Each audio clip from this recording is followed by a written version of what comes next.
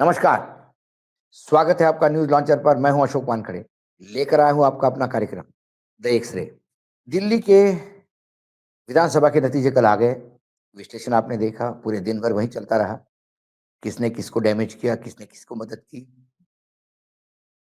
कौन भाजपा की टीम ए टीम, कौन भाजपा की ए टीम, नए एनडीए में क्या होगा, क्या नया एनडीए बनेगा, 2 गुजराती और पावरफुल होंगे, बीजेपी की अंदरूनी लड़ाई का क्या होगा? कई सवाल, कई जवाब। लेकिन कुछ चर्चाएँ कान पे आई। क्या आम आदमी पार्टी एनडीए में जा सकती है क्या? बड़ा अजीब-सा सवाल है, गले तो मेरे भी नहीं उतरी। जब ये चर्चा आई कि क्या आम आदमी पार्टी एनडीए का दामन थाम सकती है? राजनीति में कुछ भी संभव है।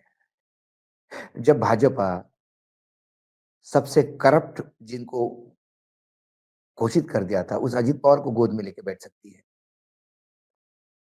पीडीपी जैसे आतंकवादी समर्थक पार्टी नाम से जिसको घोषित किया था, उसके साथ सरकार बना सकती है। व्यभिचारी, दुराचारी, भ्रष्टाचारी पूरे लोगों को अपने आप में समा सकती है सत्ता के लिए। तो सत्ता के समीकरण आगे देख, इस राजनीति में कुछ भी हो सकता है। जब इस चर्चा को मैंने एक्स-रे से देखा, तो मुझे इसमें बहुत सारी चीज़ें उस तरफ जाएगी तो आश्चर्य नहीं होगा, ऐसे नतीजे दिखाई दिए। क्या देखा मैंने एक्स-रे में? आम आदमी पार्टी दिल्ली में बुरी तरह से चुनाव हारी, 1/3 पे आ गई, 60, 62, 63 पे से 22 पे आ गई। बीजेपी कई सालों बाद का नरेंद्र मोदी दिल्ली में आने के बाद लगातार प्रयासरत थे कि नाक के नीचे वो सरकार नहीं बना पा रहे थे अपने। आज बीजेपी 48 सीटों पे आ गई। इस आने के बाद एक ट्वीट, नतीजे आने के बाद ओमर अब्दुल्ला का एक ट्वीट आया, जब आपस में लड़ोगे तो यही नतीजा आएगा। ओमर ने ये बात अरविंद केजरीवाल और कांग्रेस को लेके कही थी। ये बात अलग है कि ओमर वहां चुनाव तो साथ में लड़े, लेकिन सरकार बनते ही वो बीजेपी में हो गए, मोदी के कसीदे पढ़ने लगे, लेफ्टिनेंट गवर्नर की जय करने लगे, क्योंकि उनको वहां सरकार चलानी है जिनके पास कोई अधिकार नहीं, सब एलजी के भरोसे है। तो उन्होंने केजरीवाल का हश्र देख लिया था, केंद्र सरकार से टकराव करने से नुकसान ही होता है। तो उन्होंने वो लाइन पकड़ ली, वो भूल गए कि वो इंडिया गठबंधन के मेंबर थे। लेकिन फिर अपने सेफ सिंहासन पे बैठ के दूसरों को ज्ञान देना बहुत बढ़िया है। लेकिन इस ट्वीट के मायने क्या है? यदि आप सिलसिला देखें तो 14 सीटें ऐसी है दिल्ली की, जो कांग्रेस की वजह से आम आदमी पार्टी हारी और वो बीजेपी को फायदा हुआ। वो 14 यदि इधर जोड़े जाते हैं, तो आम आदमी पार्टी और कांग्रेस इकट्ठा लड़ती तो ये 36 सीटें हो जाती। और ऐसी कुछ सीटें हैं जहां माहौल इतना बढ़िया था, यदि ये दोनों मिलके इकट्ठा कैंपेन करते, माहौल बनाते, तो शायद ये सीटें 40 तक जाती और वो सत्ता में होते। तो सत्ता कितने दिन टिकती, लेकिन कम से कम चुनाव जीतने का एक गुमान होता, वो नहीं हो पाया। आम आदमी पार्टी के साथ उनका टकराव पंजाब में है, आम आदमी पार्टी के साथ कांग्रेस का टकराव दिल्ली में है, कहीं हरियाणा में भी है, हरियाणा में भी आम आदमी पार्टी ने उनको सीटें कुछ हरवाई। गुजरात में भी आम आदमी पार्टी के साथ भले ही लोकसभा में एक हो गए, लेकिन विधानसभा में टकराव था और आम आदमी पार्टी ने गुजरात में अच्छा खासा वोट परसेंटेज ले लिया। ऐसे में आम आदमी पार्टी को अब कांग्रेस नेतृत्व के इंडिया गठबंधन में रहना कितना सेफ होगा, सवाल ये है। या उनकी जो सत्ता है पंजाब में, उसको सिक्योर करना उनके लिए दूसरी बड़ी चुनौती है। पंजाब की यदि बात करें हम, पंजाब विधानसभा की, तो पंजाब विधानसभा 117 सीटों का विधानसभा है। उसमें आम आदमी के पास 92 सीट्स है, 92। बीएसपी के पास 1 है, बीजेपी के पास 2 है, इंडिपेंडेंट 1 है, कांग्रेस 18 है और वो शिरोमणि अकाली दल 3 है। बीजेपी और शिरोमणि अकाली दल दोनों साथ लड़ा करते थे, क्योंकि जब एनडीए पहली बार अटल जी के समय एनडीए की कल्पना हुई, तब जो नेचुरल अलायंस थे, तो बीजेपी के 2 ही नेचुरल अलायंस थे, एक महाराष्ट्र से शिवसेना और पंजाब से अकाली दल। बाकी सब जुगाड़ू अलायंस थे, कि साथ आना है, उनके साथ नहीं जाना इसलिए बीजेपी के साथ जाना। लेकिन बीजेपी के साथ विचारधारा के बलबूते पे जाने वाली 2 ही पार्टियाँ थी, शिवसेना और अकाली दल। अकाली दल को ये समझ में आ गया कि बीजेपी का साथ देना मतलब बीजेपी हमें खा जाएगा। उन्होंने बीजेपी के कई राज्यों के तेवर देखे और फिर शिवसेना का उन्होंने हश्र देखा, वो अलग हो गए। फिर बीजेपी कांग्रेस से निकाले हुए नेता के भरोसे, इसके भरोसे, उसके भरोसे बहुत प्रयास किया पंजाब में, लेकिन पंजाब को बीजेपी के पास 2 सीटें आई और आम आदमी के पास 92। पंजाब में आम आदमी पार्टी और कांग्रेस आमने-सामने है। अभी विपक्षी दल कांग्रेस के पास है 18 सीटें हैं। इसके पहले वहाँ कांग्रेस की ही सत्ता थी और विरोधी पक्ष यानी विपक्ष का नेता आम आदमी पार्टी से था। बस बदल गए, ट्रेजरी बेंचेस के लोग इधर आ गए, इधर के लोग अपोजिशन में आ गए। कांग्रेस की जगह आम आदमी पार्टी ने ली, वहाँ 77 थे, इनका 92 है। अब आम आदमी पार्टी का पंजाब में ही कोई ठीक-ठाक चल नहीं रहा है। अरविंद केजरीवाल खुद दिल्ली में चुनाव हार गए। अरविंद केजरीवाल के साथ मनीष सिसोदिया हार गए, पार्टी का बुरा हश्र हो गया। तो पंजाब का यूनिट अरविंद केजरीवाल के अंडर कितना रहेगा, ये बताना मुश्किल है। यदि पंजाब में इसके पहले भी अरविंद केजरीवाल के पास लोकसभा में लोग थे, लेकिन वो सारे वापस चले गए, टूट गए, अलग हो गए। तो पंजाब यस मैन कहने वाली कौम नहीं है। तो अरविंद केजरीवाल को यदि अपना कुनबा वहाँ बचाना होगा और लगातार पंजाब में यदि सत्ता में बता ब ब बैठना होगा, तो वो अकाली दल जिनका मात्र 3 उम्मीदवार है, उनके साथ नहीं जा सकती। अकाली दल का वहाँ वोट परसेंटेज 18.38 है। दोनों रीजनल पार्टी एक होगी, तो अकाली दल आम आदमी पार्टी को क्यों तवज्जो देगा, जबकि वो ये जगह लेना चाहता है। वो आम आदमी पार्टी की जगह लेने के लिए 2 पार्टियाँ पूर्ण रूप से ताकत में लगी हुई है, एक कांग्रेस और एक अकाली दल। क्योंकि अकाली दल और कांग्रेस यही समीकरण हुआ करता था। आम आदमी पार्टी ने उसमें एंट्री कर ली। बीजेपी जो अकाली दल के साथ था, अब अकाली दल के साथ नहीं है, तो उनको अकाली दल की जगह आप सूट होगा। यदि आम आदमी पार्टी और अकाली दल साथ में आता है, तो देखिए यदि वोट परसेंटेज की बात करूँ, तो पिछले चुनाव 2022 के आम आदमी पार्टी को 42.01 यानी करीब-करीब 42% मत मिले थे। वहाँ दूसरी बड़ी पार्टी कांग्रेस है, जहाँ 23% के आसपास 22.98 है, तो 23 पकड़ लीजिए आप, 23% मत है। अकाली दल के पास 18.38 है, लेकिन सीटें मात्र 3 हैं। बीएसपी के पास 6 है। बीएसपी ऑलरेडी बीजेपी का साथ इनडायरेक्टली दे ही रही है कई जगह पे। बीजेपी की 6% है वहाँ पे और बीएसपी का 2% है। तो 2% बीएसपी का, बीजेपी का 6-8% और 42% या 50% क्रॉस करते हैं। और आम आदमी पार्टी पंजाब में बीजेपी के साथ मिलकर निरंतर सत्ता में रह सकती है, जहाँ अकाली दल को नेस्तनाबूद कर सकते हैं और सिर्फ कांग्रेस वर्सेस आम आदमी पार्टी। ये पंजाब के पॉइंट ऑफ व्यू से देखा हो, पंजाब यदि बचाना हो, पंजाब के पॉइंट ऑफ व्यू से देखा जाए, तो ये समीकरण ज़्यादा सूट करता है आम आदमी पार्टी को। उसके बाद एक राज्य है गुजरात।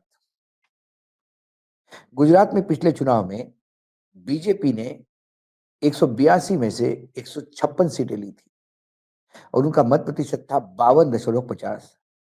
कांग्रेस वहाँ मुख्य विपक्षी दल है, उनके पास मात्र 17 सीटें हैं और उनका वोट प्रतिशत है 27.28। लेकिन ये 27% तो इसलिए आए क्योंकि वहाँ आम आदमी पार्टी ने 13% वोट लिए थे। 12.95 यानी 13% पकड़ लीजिए और उनकी 5 सीटें आई थी। कांग्रेस और आम आदमी पार्टी इकट्ठा होती है, तो ये आने वाले समय में बीजेपी के लिए हेडक हो सकता है। बीजेपी को अपनी ज़मीन पकड़ने के लिए क्योंकि धीरे-धीरे ये ज़रूरी नहीं कि हर जगह मशीन का ही खेल हो, क्योंकि अब उसके खिलाफ भी न्यायपालिका कितना कड़ा रुख देती है, वो सब देखना होगा। ये हम माइनस मशीन बात कर रहे हैं इक्वेशन की। तो वो यदि आम आदमी पार्टी और बीजेपी साथ आ जाती है, तो बीजेपी को थोड़ा शेयर भले ही मिले सत्ता में, लेकिन फिर वहाँ पे कांग्रेस बिल्कुल हाशिए पे हो जाएगी। तो ये आम आदमी पार्टी और बीजेपी यदि ये इक्वेशन इकट्ठा होता है। दूसरी बात, आम आदमी पार्टी के चलते यदि आम आदमी पार्टी के लिए ममता ने काम किया, आम आदमी पार्टी के लिए अखिलेश ने काम किया, सबने मदद की आम आदमी पार्टी के लिए। यहाँ तक कि उद्धव ठाकरे ने भी समर्थन जारी किया। लेकिन फिर बाय एंड लार्ज जब अपने-अपने राज्यों के इंटरेस्ट आते हैं, तो फिर उनके लिए कांग्रेस प्रायोरिटी होती है। जब महाराष्ट्र की समीकरण आते हैं, तो फिर वो आम आदमी पार्टी को छोड़ के कांग्रेस का हाथ पकड़ते हैं। अखिलेश यादव फिर आम आदमी को छोड़ के कांग्रेस का हाथ पकड़ लेंगे। तो आम आदमी पार्टी के लिए इंडिया गठबंधन में रहना कितना सार्थक होगा, ये देखना होगा। क्योंकि कांग्रेस तो कर्नाटक में है, हिमाचल में है, तेलंगाना में है, किसी ना किसी 1-2 राज्य में तो रहती है। आम आदमी पार्टी पहली ऐसी एक रीजनल पार्टी थी 2 राज्यों में जिसकी सरकार बनी थी, एक दिल्ली और एक पंजाब। दिल्ली हाथ से गई और पंजाब भी चली जाएगी। क्योंकि एनडीए के साथ जाने में एक और एडवांटेज है, ये जितने भी आपके ऊपर केसेस हैं, फिर ये शराब घोटाला नहीं होगा। वो देश की बेहतरीन नीति मानी जाएगी। यदि अरविंद केजरीवाल एनडीए गठबंधन के साथ जाते हैं, बीजेपी के साथ जाते हैं। फिर मनोज सिसोदिया, जैन ये एकदम बहुत प्रामाणिक लोग घोषित करेंगे बीजेपी। नहीं, तो बीजेपी के खिलाफ लगातार यदि लड़ाई लड़ता रहे आम आदमी पार्टी, तो कांग्रेस भले ही साथ दे लेकिन वो साथ मन से नहीं होगी, वो फॉर्मेलिटी के लिए होगी। और अरविंद केजरीवाल यदि लगातार जेल के अंदर, जेल के बाहर, जेल के अंदर, जेल के बाहर होते जाएँगे, तो उनका जनाधार भी टूटेगा, कार्यकर्ता भी टूटेगा, क्योंकि कार्यकर्ता इतना बुरी तरह से टूटा इस 10 सालों में, कि उन कार्यकर्ताओं ने भी 5 से 10 सीटें बिगाड़ी हैं, आम आदमी पार्टी की। क्योंकि वो अंदरूनी चीज़ें जानते थे, वो केजरीवाल की स्ट्रैटेजी जानते थे, उसी स्ट्रैटेजी के तहत उन्होंने काम किए। तो कुल मिलाकर ये जो एक्स-रे से मैं नए समीकरण बनते हुए देखता हूँ, उसमें मुझे थोड़ा तथ्य दिखाई देता है। ये हो सकता है, वर्तमान राजनीति में जो चीज़ें चल रही है, उसमें मैं इसको अजूबा नहीं मानूँगा। इसलिए पंजाब को यदि बीजेपी को कब्ज़ा करना है, क्योंकि अब एक पंजाब जम्मू-कश्मीर बीजेपी के पास है, पंजाब मतलब वहाँ तो एलजी है, हिमाचल में आते-जाते रहते, उत्तराखंड में उनके पास है, हरियाणा उनके पास है, पंजाब यदि उनके पास आया, राजस्थान उनके पास है, गुजरात नीचे उनके पास है। तो ऊपर से लेके पंजाब से लेके नीचे कब ओडिशा तक, ये पूरा बेल्ट जो है वो बीजेपी में हो जाएगा। फिर नीचे बंगाल में ममता बैठती है और नॉर्थ ईस्ट के कुछ 1-2 राज्य हैं, वो भी अब बीजेपी में हो गए हैं। यहाँ एक उत्तर प्रदेश में अखिलेश, वहाँ ममता और फिर दक्षिण भारत बचता है उनके लिए। बाकी तो सभी दूर बीजेपी ने अपने गेम खेले हैं। पंजाब बीजेपी बहुत दिनों से ट्राई कर रही है, लेकिन वो पूर्ण रूप से कब्ज़ा नहीं ले पा रही, जो आम आदमी के साथ जाके वो कर सकती है। क्योंकि अकाली दल को खाना बहुत मुश्किल हो गया था और अकाली दल जल्दी कॉशियस हो गया था। लेकिन आम आदमी पार्टी के साथ चलते-चलते वो आम आदमी का निवाला भी ले ले तो पता नहीं। और आम आदमी पार्टी भी ये वन मैन वंडर है। केजरीवाल है तो आम आदमी पार्टी है। क्योंकि सारी regional parties generally one man wonder होते हैं। या फिर उनके परिवार चलाता है। परिवार में यदि धाकड़ कहीं तेजस्वी जैसा या अखिलेश जैसे कुछ लोग हो, तो वो करते हैं। ममता अभी अपने भतीजे को तैयार कर रही है, वो कितना तैयार होता है वो भगवान जाने। केसीआर अपने बेटे को ठीक से तैयार नहीं कर पाए, कविता उलझी हुई है। चंद्रबाबू नायडू का बेटा अब धीरे-धीरे आ रहा है। स्टालिन के बेटे ने तैयारी कर ली है। तो जितनी रीजनल पार्टी है, आदित्य ठाकरे उतरा है उधर, सुप्रिया सुळे और रोहित पवार, शरद पवार की टीम से वो काम में लगे हुए हैं। एकनाथ शिंदे के बेटे काम में लगे हुए हैं। अपने दोनों बेटे काम नहीं राजनीति में कर पा रहे या राजनीति में नहीं उठ पा रहे, इसके चलते अजित पवार ने पत्नी को ही, सुनेत्रा जी को ही ले आए हैं। तो सभी क्षेत्रीय दल कहीं न कहीं अपने परिवार को ला रहे हैं।